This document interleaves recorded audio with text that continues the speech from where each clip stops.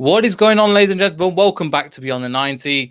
We've won. Leicester City have beaten Crystal Palace 2-1. We've got Ali from Pride of South London Fan TV, who be kind to him because, again, in the reverse fixture, I wouldn't be too happy. But we've got Mark as well and Alex as per usual.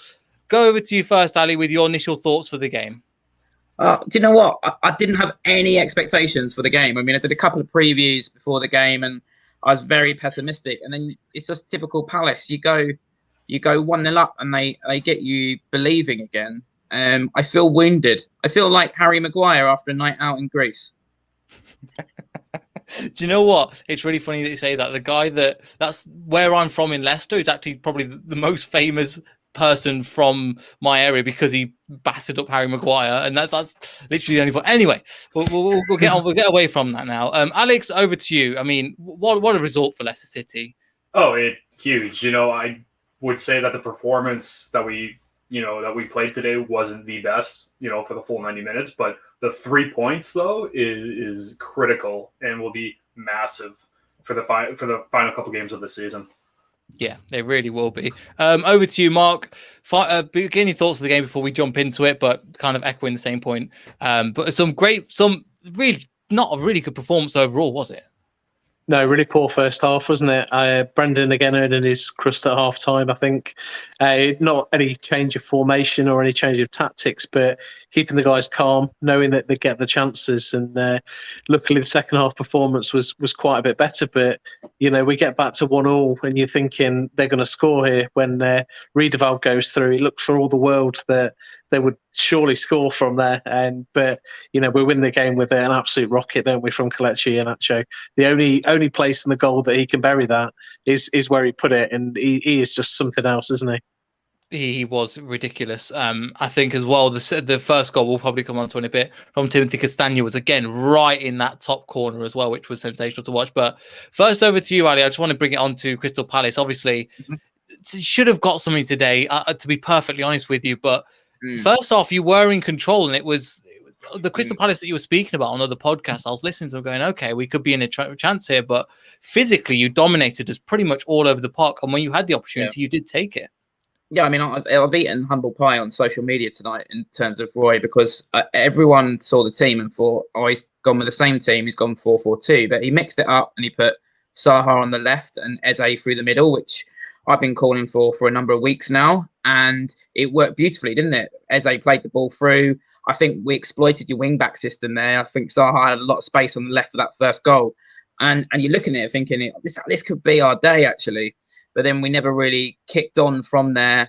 And then I felt like when you got it back to 1-1, actually, then we had a little spell, obviously, with the gyro Riedewald missed when he squared it. He should have taken the shot on, but he's not.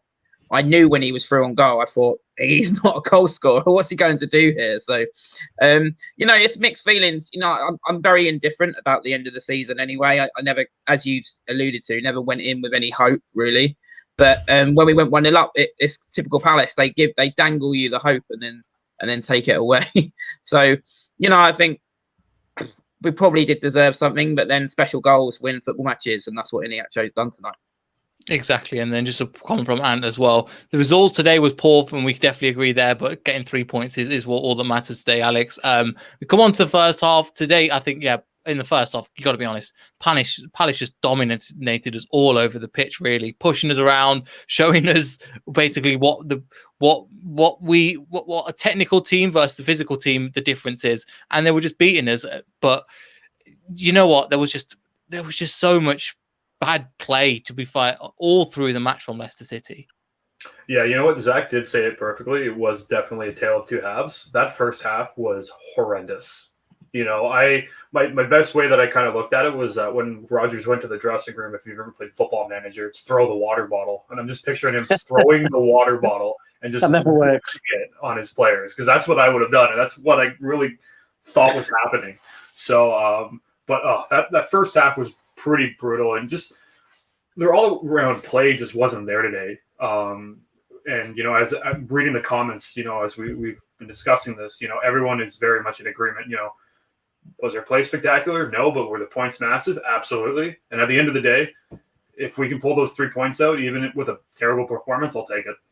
Yeah, and that's all that matters. I mean, we're going to try and secure the top 4, and we've been written off. Even in the half time, we would still be written off, in my opinion. But we came back and we got the 3 points, Mark. And again, that's all that matters. But again, you don't play well, but you get the points. Surely that's all that we care about, really.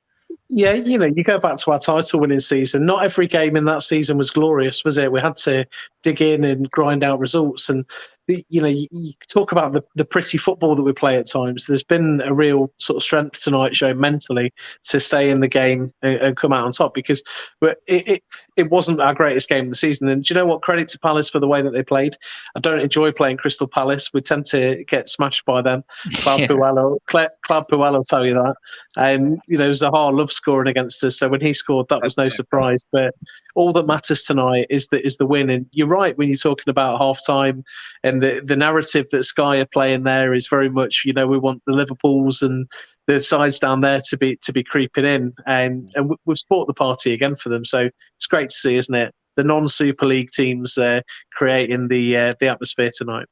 Yeah, and still. Could I just, Neil, step in there? Zaha, I saw a stat. Zaha, you're the second team he scored the most goals against. The only team he scored more is against our rivals, Brighton. You love to see it, hey? Yeah, surely in the grand scheme of things, though, for Palace, you wouldn't want West Ham or Chelsea getting in the Champions League ahead of Leicester, would you? So I actually now, through marriage, live in a West Ham area. I am praying they don't get Champions League football. It will be an absolute nightmare living here. So, I don't think they will. I think it will be, obviously, you guys. I think Chelsea will get it as well. So. But either way, from that London perspective, you'd want West Ham over Chelsea, though. No, if you live in a West Ham area, like all the myths you hear about them, like they believe they won the 1966 World Cup and all that, it's all true. I absolutely, hand on heart, do not want them to get in the Champions League. Well, we're doing our best. We say that we lost. You guys keep going. Yeah, we've got everything. We'll see what we have to do about that. But yes, again, we'll come on to the first goal, Ali. Well, from your perspective, Ali, took it really well, played fantastically first half in to shut Leicester out, and just overall in the pitch, you did really well, and you took the chance, and that's all that mattered in that first half. Yeah, I mean, it's something that, first of all, I'd say why Roy played 4-4-2 for most of the season was he moved Wilf in the central role. So I do get that, because he's had a really good scoring ratio this season, but I think recently it's not been working out as much, because I think we have been found wanting in the central midfield, and Roy switched it up today. He put Eze in the middle and Zaha on the left, and it worked really well. And that's the first thing to say about that goal. We've been calling for it, Palace fans, for a while, for Eze to move central and Wilf to move left. And it worked beautifully. I mean, it was a great ball from Eze and a great finish from Wilf. And that's now his 10th goal of the season. So he's got double digits for the second time in 3 seasons in one of the most defensive teams in Europe. Not bad for a player with no end product and a bad attitude, if you believe some of the tired, washed up pundits. Yeah, you can't believe them. We've heard some absolute crap, I think, from over the years from pundits from a Leicester City perspective as well. So yes, a question from Sweet and Sour Soccer. So make sure you go and subscribe to their channel as well. Fantastic guys over there. Great win, but best for you. Exactly, we got the win, and that's all that matters. And yeah, shout out to Ali as well. So also, if you want to subscribe to Ali's channel, and if you've got a Leicester review, the link is in the description down below, and he's got his Twitter as well. So please do. I'm on 149, which is really annoying me. So please be my 150th. You can win this 9. Well, fantastic. Then you got a competition now. You see, Ali, you're a proper YouTuber now. You've got competitions and all sorts. I don't know. I don't really want to give my name away, but please subscribe. Yeah. by hook or by crook, but yes, we get on with it. Well, again, there's not a lot we could touch. We've kind of touched on the first half, Mark, but back to you again for the second half. We get the goal, and one thing I want to touch on before we touch on Nacho, because again the comments are flooded with him, and I 100% understand why. The amount of chances he created today. Normally we shout about Maddison and the chances created. He creates so many chances today, and the confidence is flying through him, but. Obviously, scoring goals is one thing, but taking the opportunity, getting it at the halfway line and playing. He was twice the player Maddison was today, and he's not even a central. He's not even a cam. Yeah, he was a threat, wasn't he? He was our biggest threat through the game. So, it was pleased for him to score, but his assist was just as impressive. I was a bit worried that VAR was going to chalk it off because the longer that check goes on, the more that you think this is going to end really badly for us. But thankfully, it didn't. But he's an intelligent footballer. He's worked on a lot of his game. I think he still needs to work on his first touch a little bit, and that's going to help us out even further. But for me, he's our match winner at the moment. But defenders don't know what they're going to do when they've got Vardy and Iheanacho against them, because they don't know who to go to. And actually, there is no right or wrong answer in that, because they're both lethal, aren't they? Yeah, they are. Well, today we'll probably get onto Vardy in just a second, but over to you, Alex. I mean, Nacho I'm going to today. head now, mate, if that's okay. Okay, no worries. I know. Yeah, feel free to drop me out. But it's nice to come on. I'll see you in a bit, mate. I'll see you in a bit. But yeah, thanks for Mark for joining. I'll make sure to leave his channel and for his videos and stuff in the description down below as well. Over to you, Alex. Just brilliant from Nacho today. He keeps performing up and up and up. And to think about, again, we were talking about just last time when he missed the penalty against Crystal Palace towards the end, towards the Christmas time, and it didn't quite work out. And the run that he's gone, I think you came with the interesting stat about February 1st, he had 0 goals, right? Just off camera.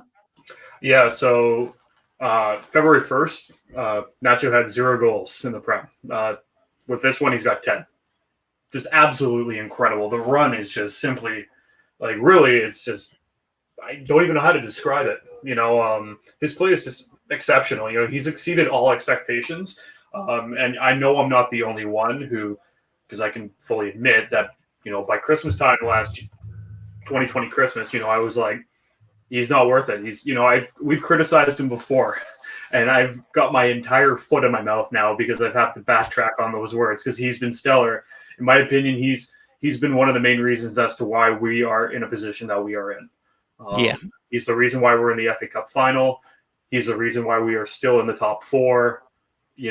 What he has been able to do since February has been absolutely incredible.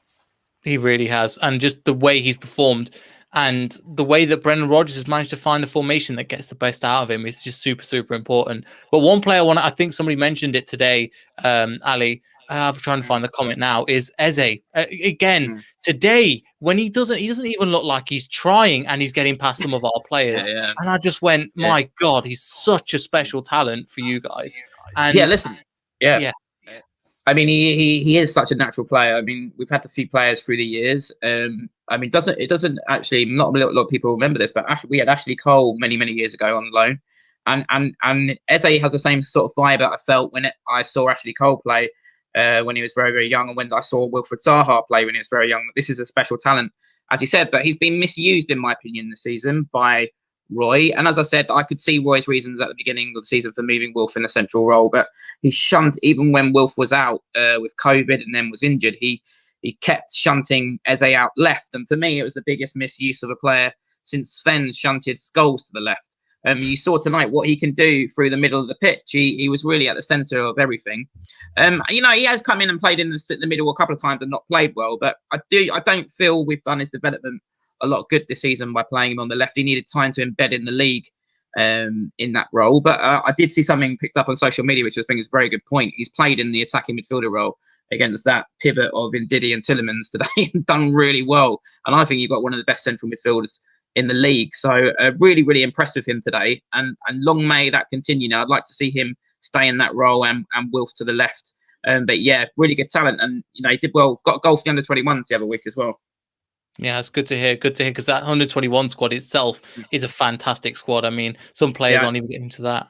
Just a shame AD Boothroyd's manager, isn't it? Yeah, but the whole England thing itself is an hour podcast that we could talk about. It's just, maybe in the summer, mate, when the Euros are on.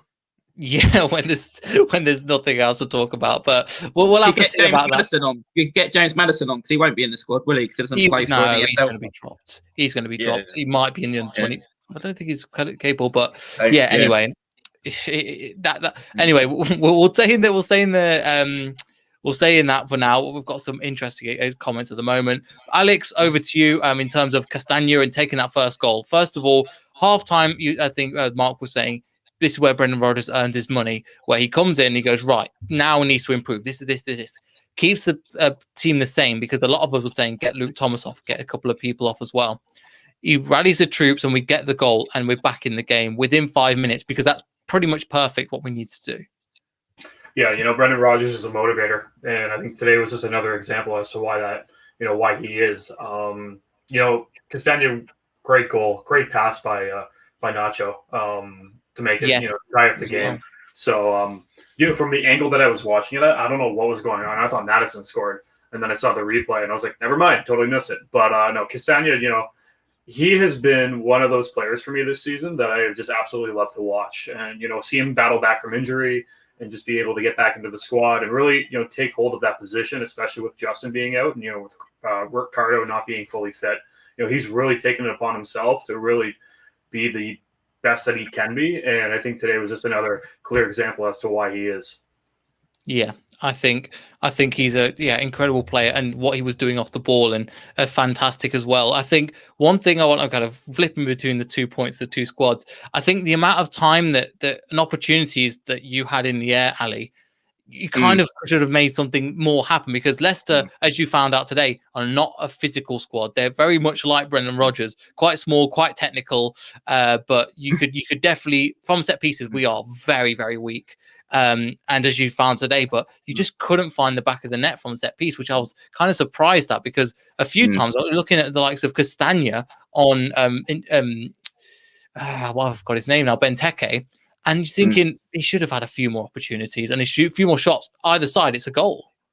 Yeah, I mean, he had a couple, didn't he? I still don't think we put enough of those type of balls into him. I don't think we played to his strengths enough, and maybe we didn't do that again today. There's a lot of Palace fans were disappointed that he brought Townsend on and not Schlupp, but maybe that was in Roy's thinking when he brought Townsend on, because he can deliver those he's the one player who does deliver those type of balls for Christian. But yeah, he didn't quite go for him, did it? But he did actually play well, do something in the build up to our first goal. So yeah, I mean, it was an area we probably should have exploited more, but it just didn't fall for us in that second half. We definitely, when it went 1-1, we did have a little spell to get back, and there was a moment when Benteke had the chance, and then Gyro really well obviously had the big chance, but it just didn't fall for us. And then you just sense that we're not very good stats wise in the last 15 minutes, and you kind of sense that your goal might come. Yeah, and the goal did come, and let's just move on to Alex. It's what pretty much 60% of the comments are talking about at the moment. I'll try and get as many other ones on screen as possible as you're talking about it, but I mean, you're looking at that, and that doesn't even happen in FIFA. That's unbelievable, that goal. Yeah, if you look at that, the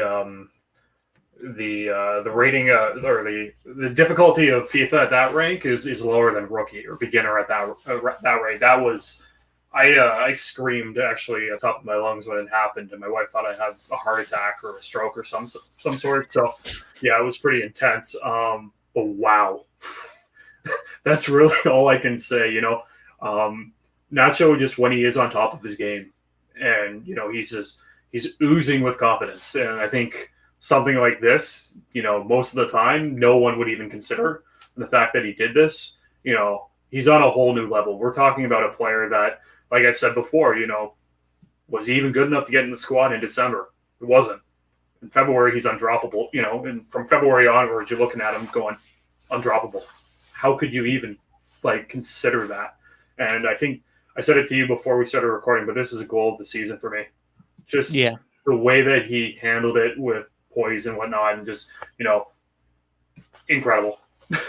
Yeah, incredible. It just, when it went in, I just went, what on earth is that? And also the build up to that, where there was opportunity after opportunity against their goal, and it just wasn't happening. There was terrible balls over. There was just final passes. Even Jamie Vardy, to a certain extent, I know he had a couple of small chances, but he's like, you could just make something happen. And if that's another time, we do look in a different position. However, we win the games. We can't complain too much. We did create the chances, and it is when we're playing well that's the case. Just from your point, Ali, obviously when that goes in, I think defensively you can't complain too much about it, but just when you see a goal like that, we've had it done for our end, we just go, there's no stopping that. A little bit. I mean, I don't understand why Patrick Van Aanholt's starting when he's out of contract in the summer. And you got a brilliant young left back in Tyrone Mitchell, and his positioning was questionable, but yeah, it was a great goal. I did get my hopes up a bit with the VAR review. Were you worried?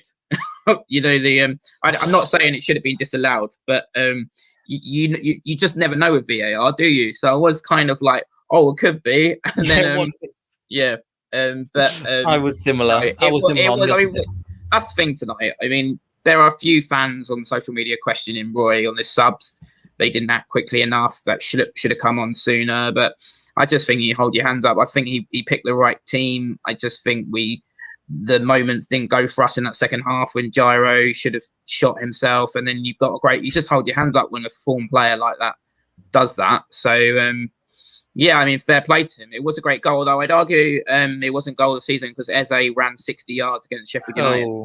So I pitched for that one. But we know that it won't go to either of them, and it will go to Salah for some sort of tap-in. So we know the narrative. So, yeah, we can agree there. Or it'll be Aubameyang for his 3 goals he might have scored against somebody or something like that. Yeah. But it is what it is. I mean, we just kind of we have to go about it. And at the end of the day, as you know, Ali, if we can't rely on other people to sing our narrative, we've got to sing it ourselves. And if they're not going to sing it, we're going to have to. This is why these channels are great, I think, to get fans' point of view from clubs below the ESL clubs.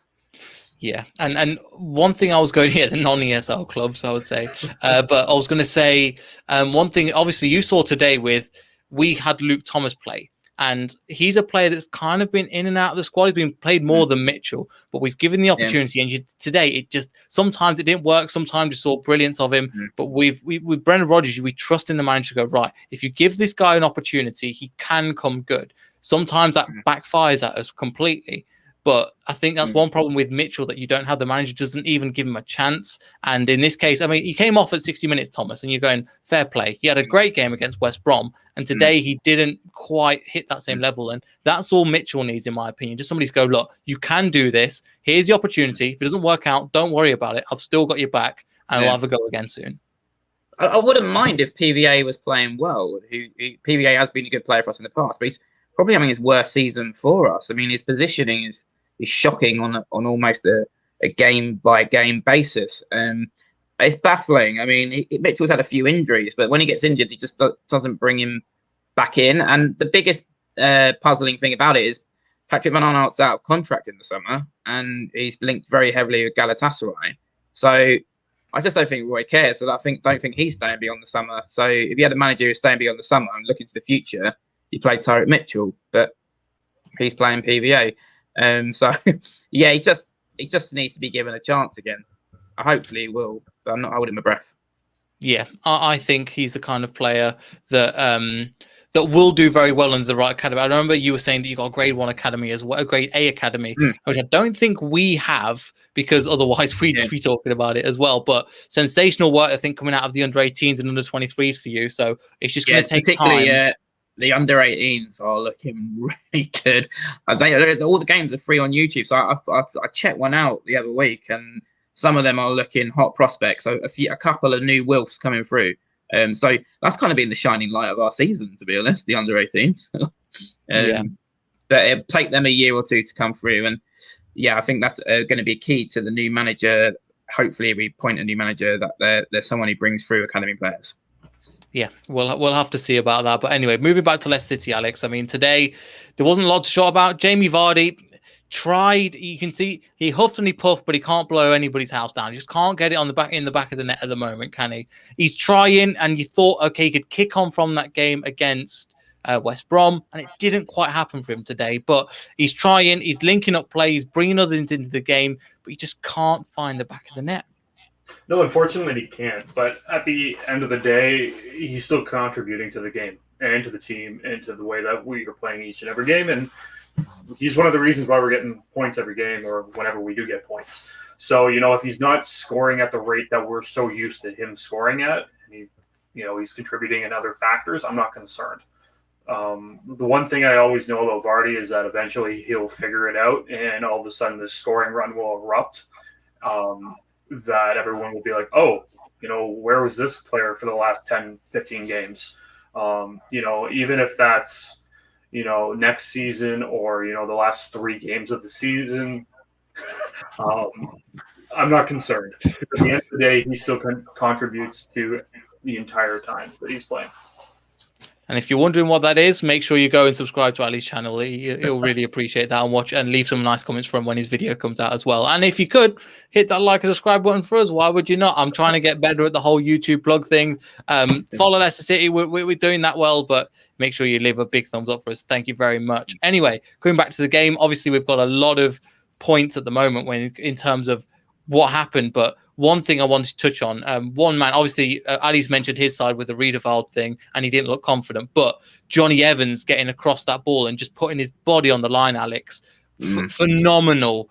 This is why people saying, oh, Söyüncü and Fofana should start just on the road. No, you need that rock in there. You need Johnny Evans in there, just as I know he was injured, but we'll come on to Gary Cahill and how much of a player he is, but we need Evans today for players like that. Evans steers the ship. It's very clear to see. I've been saying this the entire season because everyone's been saying, Evans isn't as good as he used to be. Let's bring in Fofana and Söyüncü. And I've always been like, no, without Evans, it's clear as day the back 4 or the back 3 or whatever is lost. He really dictates play and he puts the other players wherever he wants to go. Tackle of the century. That was just absolutely brilliant. I couldn't believe he did it. Like just £3 million. But sensational. And just on the back that I think somebody put about Czech Kouyaté as well. Well, I think as a player that's playing out of position, Ali, he's doing his business. He's doing well. Yeah. And you're just kind of clinging on. And I remember you've got quite a few injuries coming into this game as well with the likes of Gary Cahill and a few other players as well. So that's something to not be laughed at as well, because defensively you were very solid considering the amount of players you've got out. Yeah, I don't think he's a natural centre half, and ideally he would be playing there. But he's done a sterling job, so you can't really complain. Yeah, we've had injuries there. James Tompkins been out most of the season, and he's a big loss, really. At one point our injury list was higher than Liverpool's, but Sky Sports won't tell you. Never mentioned, mate. Trust me. I'm sounding quite bitter tonight on the old Sky Sports narrative, but Kouyaté's done well, considering it's not his natural position. Ideally, I think we need to buy 2 centre halves in the summer, because Cahill, good in his day, but his day has come. I don't know why we're offering another year to Scott Dan. I don't think he did too badly tonight, but I think his time has come as well. He's not right, but he's a centre back, right? Yeah, he is. Yeah, but he's another one who just thinks he's a bit over the hill now. So we definitely need at least 1 younger centre back, ideally 2. But Kouyaté, he stepped up. On Johnny Evans, I've always thought Johnny Evans was underrated. And he was let go by Man United around the same time they mistreated Wilfried Zaha, and it was around that time they made terrible errors in certain players. He could still be within that United squad, couldn't he? But it's all right. They got a fridge for 80 million. So yeah, and we'll take that in advance. I actually, to be fair, I actually quite like Harry.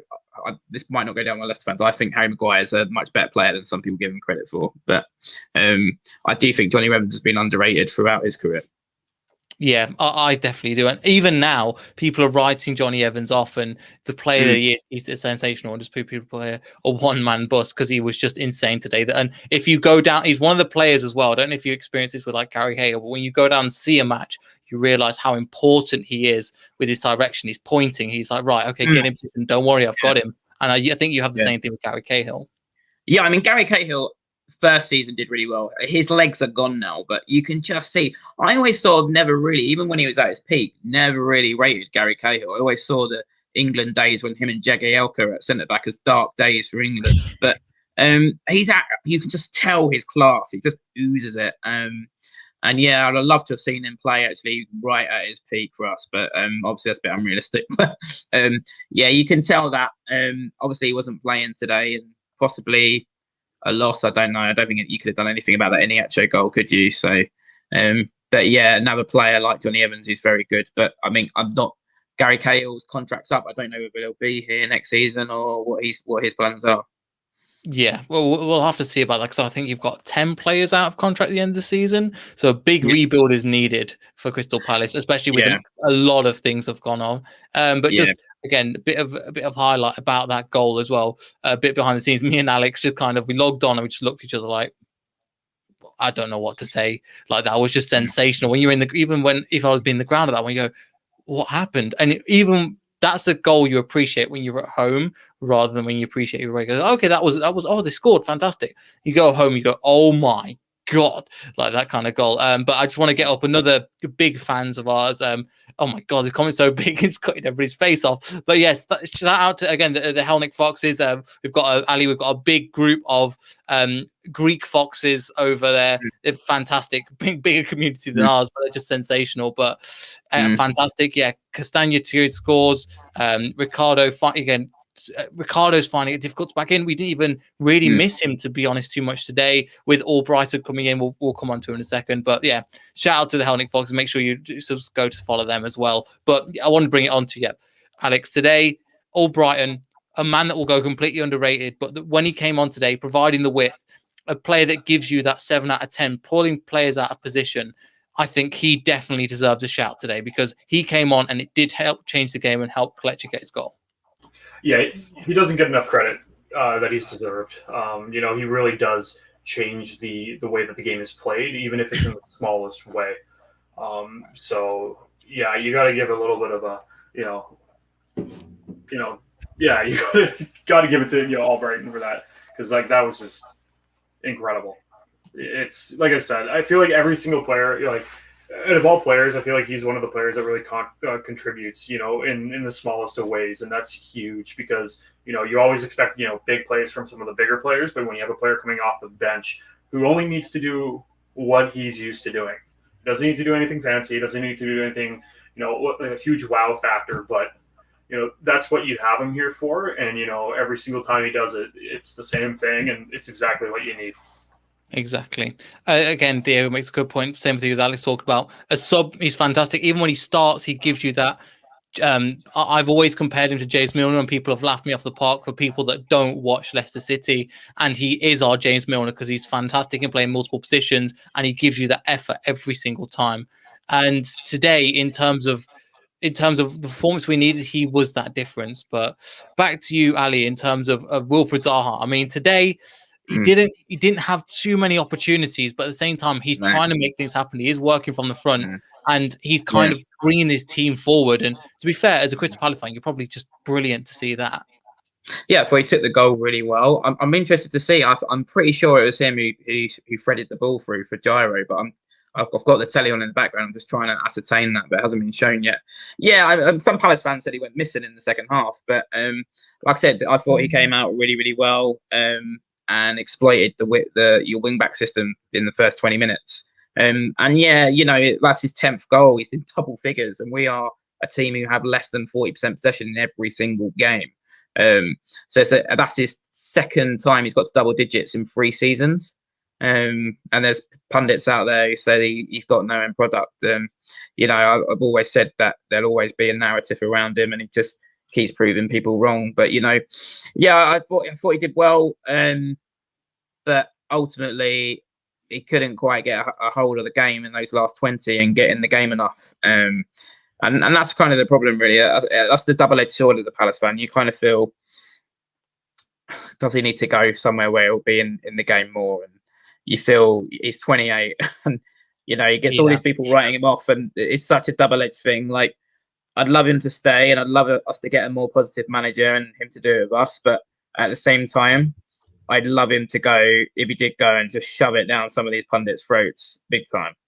Yeah, and it's funny how the narrative changes. We've seen it with Ben Chilwell, we've seen it with Harry Maguire, when they play for us and when they play for the other big clubs, and you see how the things change massively. You're just like, why? But and in my opinion, both of them players have actually got worse since they left Leicester. To be perfectly honest with you, Alex, I don't know if you agree there. Yeah, I mean, I don't know. I'm not Leicester. You talking to Alex? Yeah. Yes, Alex, you're on mute, mate.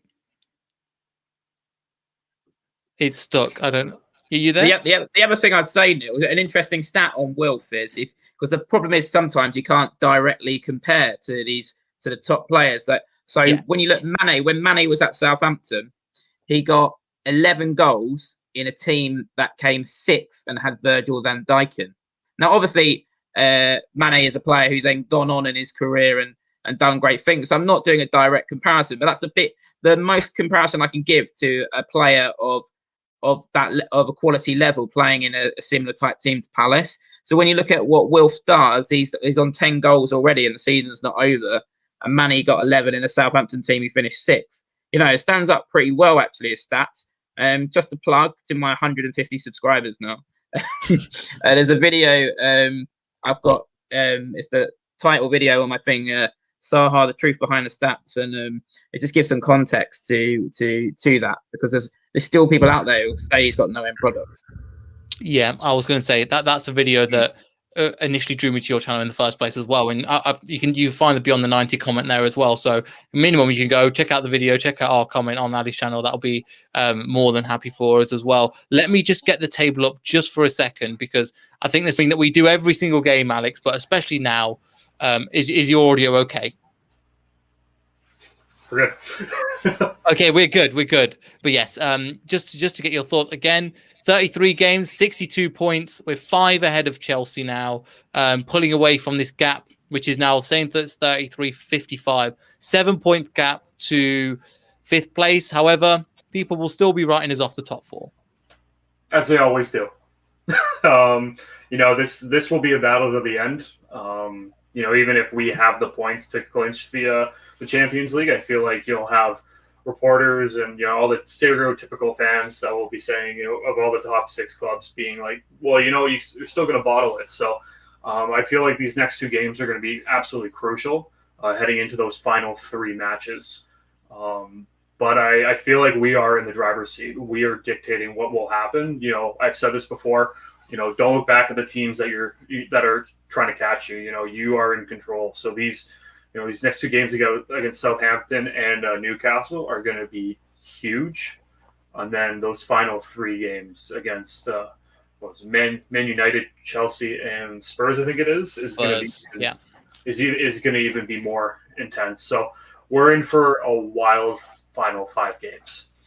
It's going to be pretty intense. I mean, we've got another game just on Friday. I mean, these times are really messing up my daylight savings or whatever it's called, because it's just we're having weekends free. It feels like I don't know about you, Ali, but it feels strange not having a game at the weekends. I was like, I can actually go out and enjoy myself a little bit more. I quite enjoy it. No Palace is it's quite liberating, and it's nice. It's nice to have a weekend off Roy Ball, to be honest, when we get these games off. So I was a bit disappointed then, Neil, that you didn't scroll slightly up so that Arsenal couldn't be seen. Oh, okay. It's okay. Hopefully you'll be able to finish them, because I'd love for you to finish. And again, you were speaking about Zaha. He's got more goals than Werner. Zaha's got more goals than Werner, more goals than Aubameyang, and a couple of these strikers that haven't even been mentioned before. And because they're the top 6 teams. Yeah, well, the Aubameyang one's interesting because Arteta's done the opposite of what Roy did. So, I mean, I've said that I wanted Wilf back on the left, but at the start of the season, Roy did really well to move Zaha to the centre, because when he was on the left, he used to get like treble marked all the time. So something needed to change because sandwiched in between these double-digit seasons, he did have a poor season stats-wise last season. But Arteta's put Aubameyang on the left now, and it seems to be similar. Like, he just gets more marked out the game. So, it is interesting, isn't it? But it won't get mentioned that he's got double digits now. Yeah, and the same thing with us in Iheanacho. I mean, all of the focus has been on Jesse Lingard, and he has been great, but he's stopped while Kelechi Iheanacho's kept going. And another thing, Kelechi Iheanacho has signed a new contract, and his form has continued to grow. Something that Aubameyang on 350,000 a week hasn't done. And just a quick question: 2 things I want to touch on for Ali before we finish, because again, it is late at night now. We're getting on for times. One thing from Derek who have Palace got in their last few games as well? Well, we got Arsenal. We have got Arsenal, and if they're in the Europa League final, they probably won't care. So we could get something there. We've also got Liverpool on the last day at Anfield. Ooh. Yeah. Oh, that might be fun. But you don't know with Liverpool this season. They could turn up. You could smash them, especially with the way you play. I think you beat them once already this season, right? Yeah, no, I mean that's what I'm thinking as well. Well, yeah, I mean they might still be playing for the top four, so we still could have a big say in what happens. But I mean, to be honest, I'm really not fast about this end of the season. I've been, you know, what my attitude's been like towards the style of football. I'm looking forward to being over, to be honest. All the interest for us is off the pitch, and will Roy get a contract extension? And if not, who's it going to be? And that's where the interest is right now for Palace fans, to be honest. And that's all you have to do. Put your faith in. Well, I don't know how you feel about the board and stuff like that as well, because at the end of the day, we had the same situation at the club where we're like, just get this crap over and done with. And then they sacked him, brought in Rodgers, and he's just taken us to the next level. And as you're saying, you've got the players to do that, and hopefully with the under-23s and the under-18, push them into the squad and build something amazing from that. But finally, we always like to touch on X-Foxes. Jeffrey Shupp, I know we didn't see a lot of him as he came into the game, but how has he been for you so far? Again, somebody came through our academy. We love him to bits, but we're big fans of him. We just know he can't finish. A lot of fans are really, really frustrated. A lot of fans are, you know, that he wasn't brought on earlier. I think he's central to our system of our counter-attack, because he's actually played as a third man in a central midfield for us, so he can really counter-attack and help us do that really quickly, and it's essential to our system. But Roy's playing Jordan Ayew above him. I don't know why. Jordan Ayew does work hard. Some of our fans justify it by saying Jordan Ayew runs a lot, but you know, Forrest Gump runs a lot. He doesn't play football, so yeah. I mean, Schlupp should be playing. When he does play this season, he's played well, and a lot of Palace fans are frustrated he isn't playing. Yeah, I think so. Again, he's one that he's loved. He's obviously got the Premier League winners medal, which is massive to us as well. Somebody that came through our academy, we love. But yeah, quickly, Ali, thank you so much for coming on. We really appreciate it. Always a pleasure. Where can the people find you? Because the link is in the description, regardless. Pride of South London Fan TV. A couple of videos on Zaha. Did one on the whole Super League nonsense as well. Always a pleasure coming on this show. Look forward to doing it next season as well. Yeah, hopefully our clubs are in very different positions. Still going to be written off either way. Alex, I know you're going to take off, but thank you for joining as well. Any other questions for Ali before we finish? No, I'm good. Okay. But yeah, thanks everybody for watching. Make sure you subscribe to the channel. Make sure, hopefully they could go beat Arsenal as well. But yes, hopefully everybody enjoyed watching. Thank you so much if you're still watching. Big thumbs up. Thank you so much for that. Make sure you like, subscribe to the video. We've got another preview hopefully coming out with a Saints fan after we beat them in the semi-final. Then we've got them on Friday. It's a busy week, but make sure you're tuning into the channel. Bring you the best content we possibly can at the moment. But thank you for watching. Let's back Leicester all the way. Good luck for Crystal Palace for the rest of the season, and we'll see everybody in the next video. So goodbye.